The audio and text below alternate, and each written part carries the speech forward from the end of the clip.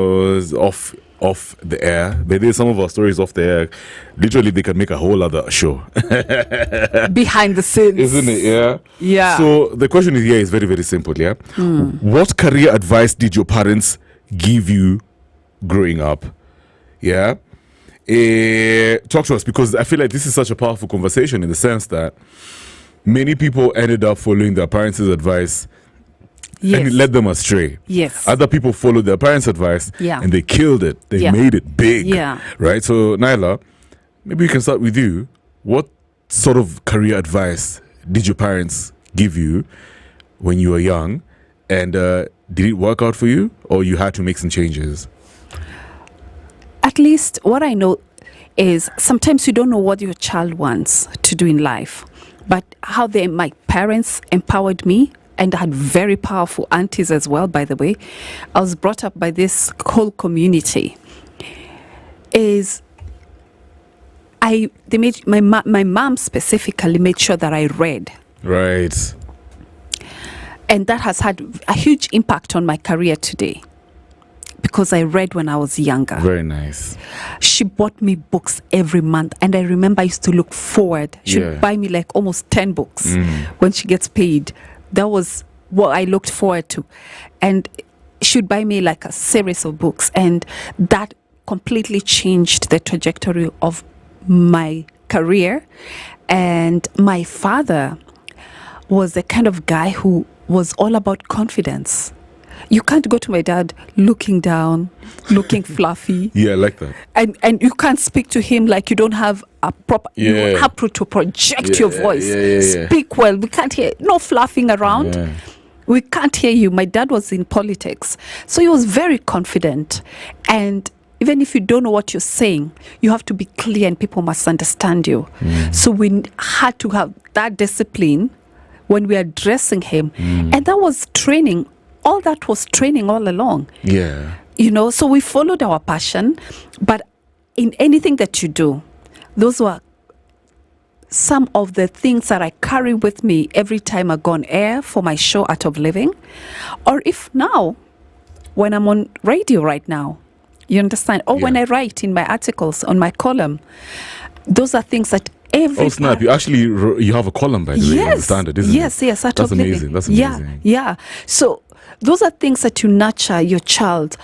One of the things that I encourage parents to do is those soft skills are very important. Yeah.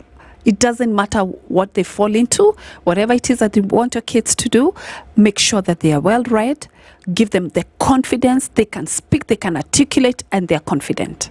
That's it. I like that, because one thing that my parents told me with regards to my career that's similar to yours, or how they prepared me, is of course the whole reading thing. Because my mom really spoke well. She had good communication skills. My dad as well. You know, it's funny, both of them actually. But specifically, I'm going to say something so nuanced. So my mom was, she made sure that my sister, ended up to be a scientist. Oh, what? She was very specific, because, my mom was a doctor. Okay. And she wanted my sister, she used to call my sister her gold. Oh, my goodness. Oh, but for me, my mom literally wanted me to follow my passion.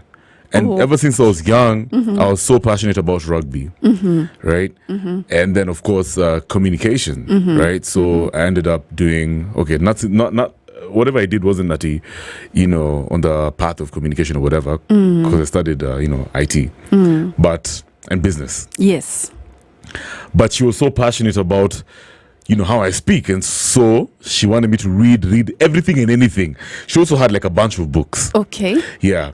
So the thing is that,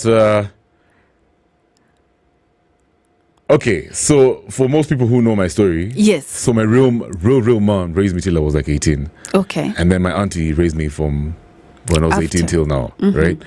So, but they had two different careers. All right. So it's interesting because my auntie has also raised me for a very long, like pretty much for like 15 years. The thing that I learned from my aunt though, and she kept on telling me, is Kevin, even if you're passionate about this whole media and content thing, she doesn't like media because she's in politics. Politicians hardly do like, unless they want to use them to push an agenda, but she doesn't like this whole journalist thing. But she told me never to ever be a small fry. She told me, Kevin, go big you or have go to be home. seen. Yes. You have to say it out as it is. Make sure you're seen. Make sure you're loud. Kind of like what politicians do. I right? like that. I like and that. then it's funny because my aunt, when she raised me, she wasn't so much about me applying to get like into a regular career like a 9 to 5. For her, it was about family connections, Okay. and her network. Okay. But as much as she wanted to put me out there, she wanted me to be like a well-groomed man. Oh, You know what I mean? That's- It's a very interesting way of, hustling in this country. it's commendable. Because, it's funny because when you come from a background where you have a family name, Yes.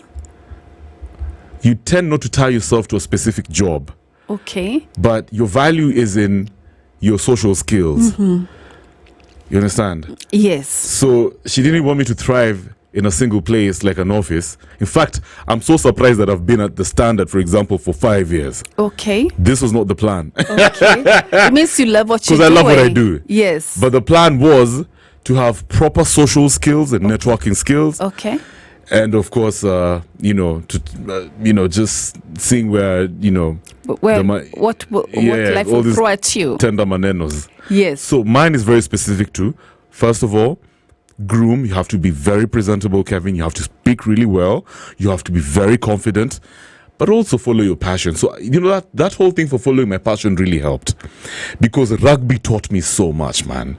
It's it taught me how to be consistent because you can't miss training. It also taught me the benefits of being strong. In Kenya, I learned when you speak well, when you're presentable and you look like you're strong, like you take care of yourself and your physique, people tend to put you on a pedestal. True. Especially True. for men. Yes. Like you have it all figured out. Yes. Yeah. Yeah. So for me, social dynamics, real social dynamics, getting out there, developing a network, because I bet, I can promise you, I know many people, high status individuals. Fantastic. Yeah.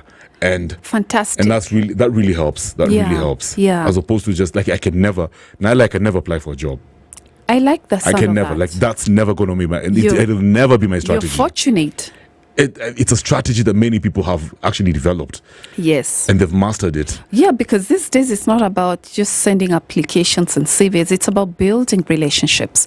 It's about consistency and excellence. As much as, yes, you had the privilege of knowing a couple of people in high level status, you are also excellent at what you do. Thank you. Yes. You're not just gonna be mediocre. you have to bring something to the table. You need to know your value. You must Yeah. what your value, what are you bringing to the table? Why should I pick you over somebody else? Yeah. And that's why I strongly believe if our listeners are out there and you're looking for a job, if you're young or if you have a child, the most important thing is make sure whatever it is that they pick, that they're so good at it. Yeah. That they sharpen that skill, they sharpen whatever passion they're in, whatever that art is, to the point where when they look back, if I was given that chance again, I would not do it differently. I'll do it the same way. I love that. Because I've poured my all. If you're not doing if you're not pouring your all, just don't do it. Don't touch it. It's interesting you put it like that because, the work, the job market is redefining itself. Yes. Employers hardly look at CVs. All these things that you send them to your profile, Yeah. If I own a business, Yes. I'm an employer. Yes. You're my colleague, you're a director or whatever. Yeah. If there's a vacancy in my space, Yes. chances are I'll ask you, Naila, do you know somebody? I agree. And then you're going to refer me to somebody. Yes. We'll be like, okay, fine. I'll look at the social media. They come through. I look at the lifestyle. Instantly, I'll just know this is the type of person I want in my company. Yes. But at the same time, there's a difference. Most people usually decide to follow their passion, and that's a big risk. Yes. You can decide to say, okay, I'm gonna be an artist. I'm gonna be like Bien. Why is it a risk? It's a risk because you either you're gonna make it big, and that takes time still. Okay. Or you're not gonna make it. We have many talented people who decided to follow their passion. And the money will come. The money takes time to come, yeah. At the same time, they're aging. Yes. They're still following their passion. Yeah. So for me, I feel like my parents, for me, I'm lucky. Yeah. For me, I was different. Yeah. And I have to be real. Yeah. But for me, I feel like the best approach, yes, if you're a parent, I think it's okay for you to tell your kid to follow their passion. Yeah. But at the same time, they also need to do something that makes money on the side. Just so that you need to make money, man. And multitask. So even if you work these two things, like your passion on the side and then a day job, yes, that would be the perfect way to approach this thing. Yes, I agree. And also just a language and how do you make wealth? Something that most of us didn't learn when we were growing up. We follow our passion, our careers, but there's a discussion that parents leave out when you're bringing up your kid, how to make money. It is so powerful. Financial at the end of education. Yes. Financial education is very key. Yeah. So those are things that are so crucial for any parent when you're bringing up your kid. Remind them that at the end of the day, you must know how to create wealth. Let's further this conversation when we come back. Naila and Kevin at Kev Matara. At Miss Nailante. What exactly, what sort of, hold on. There you go.